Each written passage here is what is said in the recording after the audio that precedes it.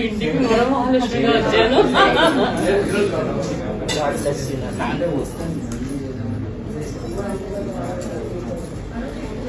శ్రీలలిత కథ కలుగు పుణ్యము, శ్రీమాత దయ ఉంటే లేదు మరో జన్మము.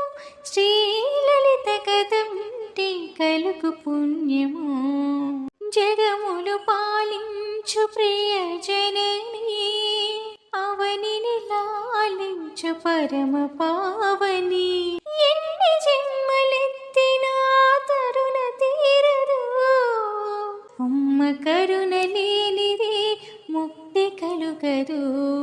శ్రీలలిత కథ ఉంటే కలుగు పుణ్యము, శ్రీమాత దయ ఉంటే లేదు మరో జన్మము.